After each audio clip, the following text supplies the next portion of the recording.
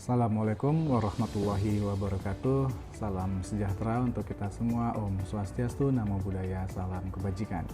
Perkenalkan, nama saya adalah Septian Wahyudi, pengampu mata kuliah Metodologi Penelitian Bisnis pada Universitas Islam Riau, tepatnya pada Fakultas Ilmu Sosial dan Ilmu Politik, Program Studi Administrasi Bisnis.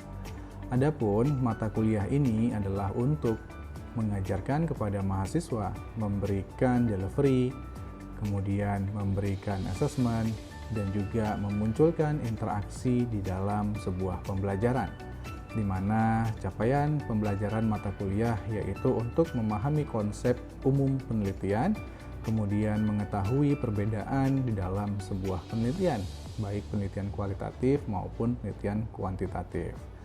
Nah, adapun tujuan pembelajaran adalah untuk menghasilkan sebuah karya ilmiah yang baik dan juga karya ilmiah yang memenuhi kaidah-kaidah etika karya ilmiah.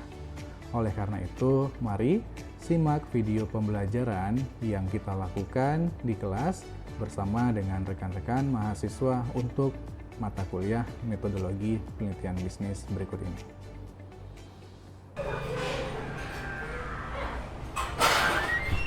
Assalamualaikum. Oke, selamat siang rekan-rekan mahasiswa semua. Selamat bertemu lagi di mata kuliah Metodologi Penelitian Bisnis. Oke, sebelum kita mulai, mari seperti biasa sama-sama kita mendengarkan ayat suci Al-Quran terlebih dahulu sebelum perkuliahan ini kita mulai. Untuk lanjutan pembacaan ayat suci Al-Quran, kita mintakan kepada Saudara Egi untuk membaca ayat sucinya. Silahkan, Saudara Egi. A'udzubillahiminasyaitonirrajim. Bismillahirrahmanirrahim. Iz qala Yusufu li abi ya abati inni ra'aitu ahada asyara kawkaba wa syamsa wal qamara ra'aituhum li sajidin. Shadaqallahul azim. Shadaqallah. Baik, terima kasih Saudara Egi atas pembacaan ayat suci Al-Qur'annya. Semoga apa yang dibaca pada siang hari ini memudahkan kita dalam menerima pembelajaran, khususnya pembelajaran metodologi penelitian bisnis. Oke, baik. Nah, pada pertemuan kali ini kita sudah masuk kepada sesi yang kedua, di mana sesi yang sebelumnya kita telah membahas mengenai apa itu pengantar dari metodologi bisnis, terutama dari aspek epistemologi sampai kepada aksiologi. Untuk merecall ingatan kita pada pertemuan pertama, mungkin bisa kita mintakan kepada rekan-rekan mahasiswa, kepada teman-teman semua, apakah ada yang masih mengingat mengenai apa itu epistemologi di dalam sebuah penelitian, terutama di mata kuliah metodologi penelitian bisnis ini? Mungkin ada yang bisa menyampaikan? Oke, coba silahkan Saudari Safira menyampaikan apa itu epistemologi. Baik, saya akan definisi epistemologi itu adalah istilah yang berasal dari bahasa Yunani, yaitu episteme, yaitu pengetahuan. Logos adalah ilmu pembicaraan, yang bisa disimpulkan bahwa ilmu yang mempelajari tentang pengetahuan termasuk sumber, sifat, ruang lingkup, dan validitas. Oke. Nah, epistemologi memang mengajarkan kita dasar atau basic dari metodologi sebuah penelitian. Nah, metodologi penelitian mengajarkan kita yang nanti outputnya adalah keberhasilan teman-teman menyelesaikan sebuah karya ilmiah yang baik. Beberapa hari yang lalu kita melihat ada sebuah survei yang mengatakan ada beberapa universitas yang terdeteksi melanggar etika publikasi. Bahkan universitas tersebut adalah universitas-universitas yang besar. Maka dari itu sangat penting mengetahui peran dari epistemologi di dalam sebuah penelitian.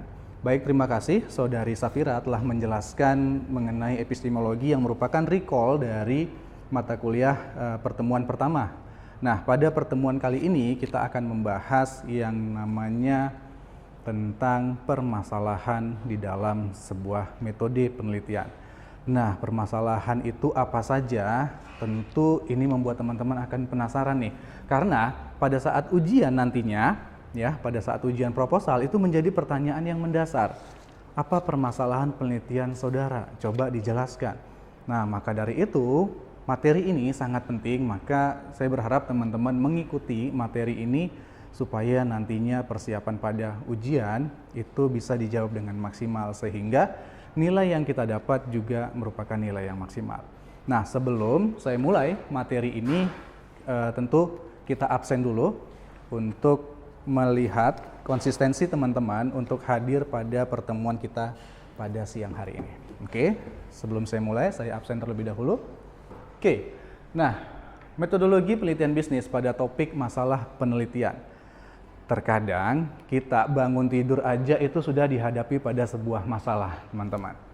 Terutama masalah yang pertama adalah bangun tidur, kita itu mau makan apa? Bangun tidur, kita mau sarapan apa? Itu kita sudah dihadapkan pada sebuah masalah dalam penelitian. Nah, ketika kita mau melakukan sebuah riset di dalam metodologi penelitian bisnis, itu kita juga dihadapkan pada penentuan masalah. Terkadang hidup saja sudah penuh masalah, ini kita disuruh mencari masalah supaya bisa selesai dalam perkuliahannya. Nah, jadi tentu ya perkuliahan ini nggak sama dengan pada saat kita mengenyam pendidikan sekolah tinggi ataupun sekolah menengah kejuruan, di mana teman-teman kalau mau lulus tinggal ujian saja ya. Tetapi kalau yang di dalam perkuliahan atau di sarjana itu teman-teman harus menyusun sebuah karya ilmiah. Nah, dari gambar di depan kita contohin ya, sebelum kita masuk ke dalam definisi apa itu masalah dalam penelitian, tentu kita harus tahu dulu basicnya, kita harus tahu dulu rootsnya, kita harus tahu dulu akarnya, supaya kita mudah menentukan apa itu masalah dalam penelitian.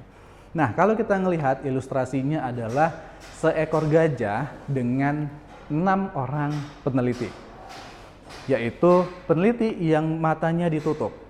Nah, researcher seperti ini.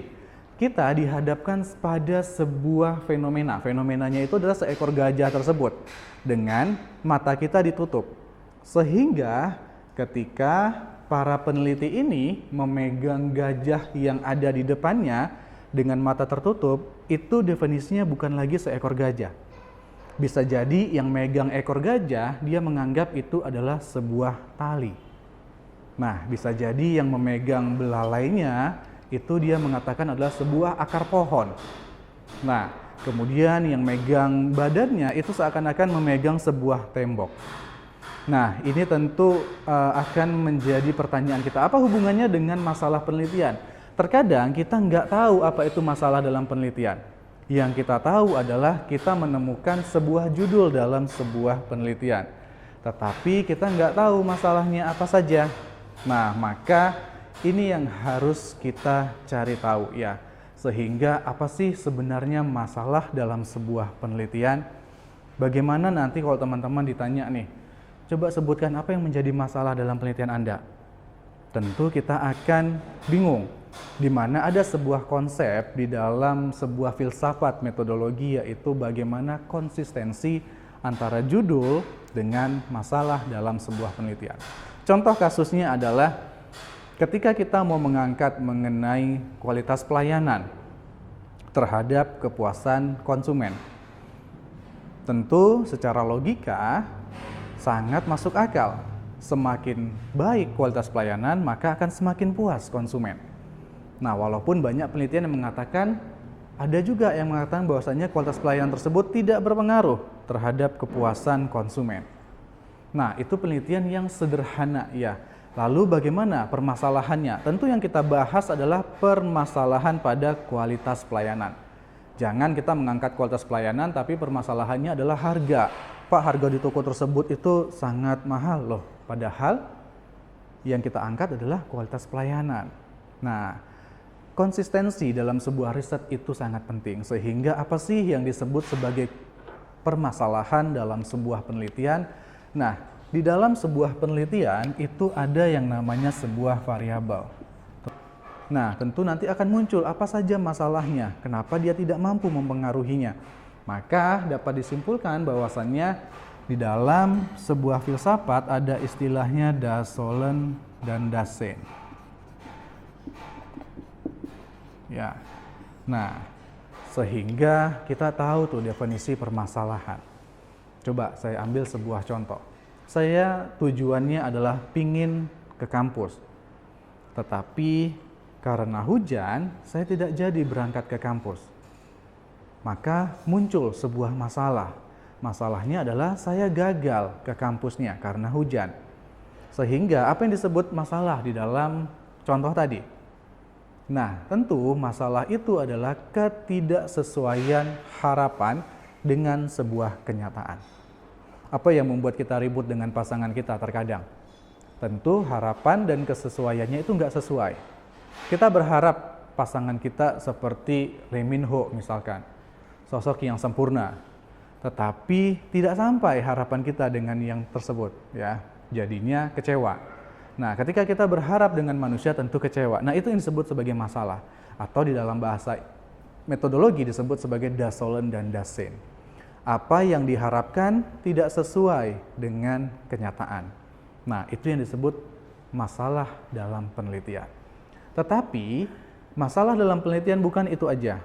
Ada yang disebut sebagai kesenjangan penelitian atau disebut sebagai research gap.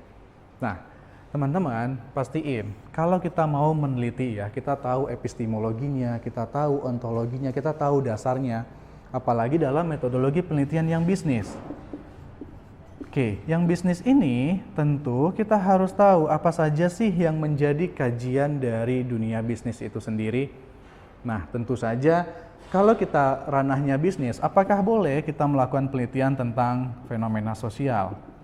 Nah, tentu ini bukan kajian dari bisnis. Nah, untuk mengetahui permasalahan dalam sebuah penelitian, kita harus tahu dulu ini, di mana saja lingkup ranah bisnis. Nah, tentu yang harus kita ketahui di ranah bisnis itu nanti ada tentang pemasaran. Nah, kemudian nanti ada tentang keuangan. Nah, di dalam organisasi bisnis tentu ada lagi yang disebut sebagai sumber daya manusia. Dan satu lagi adalah operasional. Nah, maka kita harus mencari permasalahan itu dari keempat topik ini. Pemasarankah, SDM-kah, operasionalkah, atau malah kita mengambil yang manajemen keuangan. Tentu yang di sini yang tadi disebut bahwasanya konsistensi dalam merumuskan sebuah masalah. Ketika kita membahas keempat ini, nah tentu kita nggak boleh keluar dari keempat ini. Ketika kita ingin mengangkat tema tentang sebuah bisnis, maka kita harus mencari permasalahan dalam pemasaran, permasalahan dalam operasional, permasalahan dalam sumber daya manusia, dan permasalahan dalam keuangan. Maka pertanyaannya adalah, Pak, bagaimana kami menemukan sebuah permasalahan penelitian? Nah, kami adalah seorang peneliti pemula yang seperti di gambar ini. Peneliti pemula itu nggak tahu ini belalai, ini ekor, atau ini badannya. Karena kita benar-benar belum familiar terhadap sebuah riset. Maka, kalau kesulitan mendapatkan fenomena dari das Sollen dan das Zijn, kita bisa menemukannya melalui research gap. Nah, ini yang menjadi tolak ukur di dalam sebuah penelitian. Di dalam sebuah penelitian, pastikan kita tahu akarnya. Yang pertama adalah penelitian itu ada yang disebut sebagai basic research. Oke, dan yang kedua ada yang disebut sebagai applied research. Nah, basic research adalah penelitian yang berdasarkan teori. Sementara kalau applied research itu adalah penelitian yang kita ambil dari aplikasi, disebut sebagai application gap. Nah, intinya tetap seperti yang sudah saya jelaskan sebelumnya. Bagaimana cara kita menemukan sebuah permasalahan, ujung-ujungnya memang kita diminta untuk membaca. Literasi yang harus kita tingkatkan, teman-teman. Bukan hanya permasalahan kesesuaian harapan dengan kenyataan tidak sesuai, tapi kita harus mencari penelitian terdahulunya. Research gap itu ada 3 hal. Yang pertama disebut sebagai neglected research, ya, neglected gap. Kemudian nanti ada bingung dalam menentukan apakah variabel tersebut mampu mempengaruhi atau tidak mempengaruhi variabel Y-nya. Ada yang namanya conflicting result atau kebingungan. Nah, kebingungan itu adalah variabel X dalam penelitian saudara Thorik misalkan, pelatihan itu berpengaruh terhadap kinerja karyawan, tetapi ternyata dalam penelitiannya Egy, pelatihan tidak berpengaruh terhadap kinerja karyawan. Nah, ada conflicting research di situ, ada kebingungan dalam sebuah hasil penelitian. Nah, ternyata yang membedakan adalah objeknya berbeda, sehingga hasilnya juga berbeda. Nah, cara mudahnya adalah ketika kita menemukan sebuah masalah, kita dapat menemukan pada basic research dengan yang namanya conflicting research. Ya, conflicting gap. Di mana ada pertentangan variabel X dengan variabel Y, sehingga teman-teman nantinya pada penyusunan proposal itu pasti diminta untuk mencari penelitian terdahulu. Di situ ada persamaan dan di situ ada perbedaan hasil penelitian. Maka kalau bisa di dalam penelitian terdahulu itu teman-teman menemukan perbedaan penelitiannya. Misalkan si X mengatakan berpengaruh, si X2 mengatakan bahwasanya penelitian ini tidak berpengaruh, dan seterusnya. Terjadi perdebatan hasil penelitian. Nah, disitulah yang menjadi daya tarik sebuah riset. Jadi penelitian itu boleh kok nggak berpengaruh, nggak harus penelitian itu semuanya berpengaruh hasilnya. Tetapi tentu saja teman-teman harus melewati yang namanya uji normalitas data sebelum menemukan penelitian tersebut berpengaruh atau tidaknya. Nah, oke, sampai di sini mungkin ada yang mau ditanyakan sebelum kita melanjutkan pada sesi berikutnya, teman-teman, mengenai permasalahan dalam sebuah penelitian. Oke. Ada yang mau bertanya dari kelas ini? Baik, silahkan. Saudara Gading, boleh berdiri untuk menanyakan pertanyaannya. Oke, baik Pak. Sebelumnya perkenalkan, nama saya Gading Syaputra. Dari penjelasan yang telah Bapak sampaikan, saya ingin bertanya nih Pak. Bapak telah menyampaikan bahwasannya kayak penelitian kita ini harus berpengaruh itu Pak, baik itu secara berpengaruh negatif maupun positif Pak. Jadi sebaiknya Pak, saya untuk kedepannya ini bagusnya mengambil berpengaruh yang positif atau negatif bagusnya Pak untuk mempermudah dalam penyusunan proposal saya nantinya Pak. Baik, terima kasih pertanyaan yang sangat baik ya dari Saudara Gading. Di dalam sebuah penelitian tentu jawabannya adalah penelitian tersebut berpengaruh ataupun tidak berpengaruh. Nah, mana yang menjadi pilihan yang terbaik di dalam sebuah metodologi? Tentu tidak ada jawaban yang mana yang baik satu dan mana yang tidak baik. Penelitian sesama baiknya selama yang pertama adalah memenuhi kaidah penelitian, memenuhi etika penelitian dan terhindar dari plagiasi, teman-teman. Nah, untuk hasil penelitian yang berpengaruh atau tidak berpengaruh itu sama baiknya. Selama kita melewati proses uji normalisasi yang baik, uji normalitas data yang baik, uji validitas data yang baik, namun hasilnya tidak berpengaruh, tidak bukan menjadi sebuah permasalahan. Apalagi jika ada dukungan penelitian terdahulunya, itu sangat baik. Sehingga jangan dibatasi penelitian kita itu harus berpengaruh. Nah, nanti kita malah jadi lebih stres tuh, kalau kita harus mencari judul penelitian yang harus berpengaruh.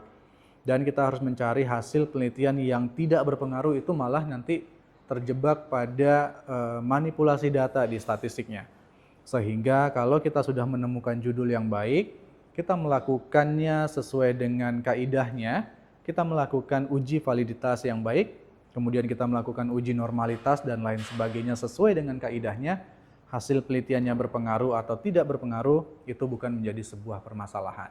Kalau tidak berpengaruh malah menjadi sebuah temuan yang sangat menarik. Tentu dengan jawaban, mengapa penelitian saya tidak berpengaruh, sementara penelitian yang lain itu berpengaruh? Apa penyebabnya? Apa yang menjadi faktor-faktor kendala kenapa penelitian saya tidak berpengaruh? Nah, itu bisa menjadi alternatif pilihan teman-teman. Sehingga tidak ada batasan untuk melakukan sebuah riset. Apa yang kita sukai, lakukan. Apa yang kita senangi, kita teliti. Sehingga hasilnya adalah hasil yang maksimal. Bukan hanya sebuah skripsi yang selesai, tetapi sebuah skripsi yang memenuhi kaidah-kaidah penulisan ilmiah yang baik. Oke, terima kasih Gading ya atas pertanyaannya, luar biasa. Baik teman-teman, setelah materi tadi, kita akan masuk pada materi berikutnya yang akan kita lakukan pada minggu depan. Tentu saja sebelum saya menyampaikan materi minggu depan ataupun menutup kelas ini, apakah ada dari kelas ini yang mampu menyimpulkan pertemuan kita pada siang hari ini? Oke, apakah ada yang mampu menyimpulkan apa saja yang menjadi pertemuan kita pada siang hari ini? Silahkan kalau dia boleh menyimpulkan.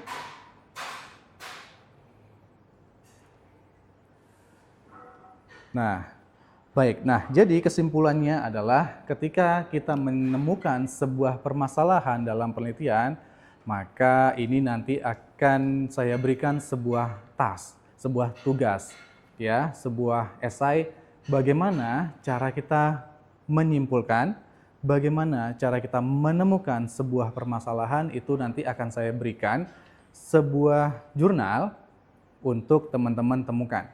Permasalahan apa yang dia ungkapkan pada jurnal tersebut? Apakah conflicting result? Apakah teori? Apakah malah yang application gap, teman-teman? Nah, jurnal ini akan saya bagikan ke dalam Google Classroom kita.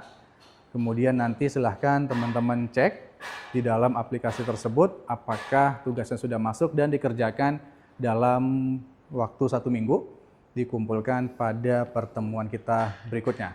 Nah, pada pertemuan berikutnya kita akan membahas mengenai variabel di dalam sebuah penelitian. Apa saja variabel-variabel penelitian, apa yang disebut dengan variabel eksogen, apa yang disebut sebagai variabel endogen, kemudian apa yang disebut sebagai variabel X, ada variabel Z, dan ada variabel Y. Cukup banyak istilah variabel di dalam sebuah penelitian. Nah, tentu materi minggu depan tidak kalah menarik. Saya harap teman-teman untuk hadir untuk menjaga konsistensi di dalam perkuliahannya. Mungkin itu saja yang bisa saya jelaskan pada pertemuan kita siang hari ini. Saya akhiri, mohon maaf jika ada salah kata, salah ucapan maupun salah tindakan. Saya akhiri. Assalamualaikum warahmatullahi wabarakatuh. Oke, baik, terima kasih teman-teman. Silahkan boleh meninggalkan ruangannya. Demikianlah video pembelajaran kita pada mata kuliah metodologi penelitian bisnis. Semoga video pembelajaran tadi dapat menambah wawasan kita, terutama pada hasanah ilmu pengetahuan sebuah metodologi. Bagaimanapun, karya ilmiah yang baik adalah karya ilmiah yang selesai. Namun tentu karya ilmiah ini harus memenuhi kaidah-kaidah etika, publikasi, dan juga terhindar dari berbagai macam kecurangan-kecurangan di dalam sebuah karya ilmiah.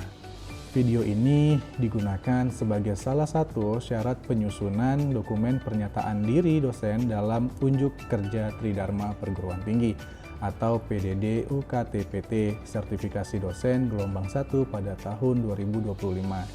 Semoga video ini menjadi pertimbangan sebagai penilaian bagian dari Tridharma pengajaran.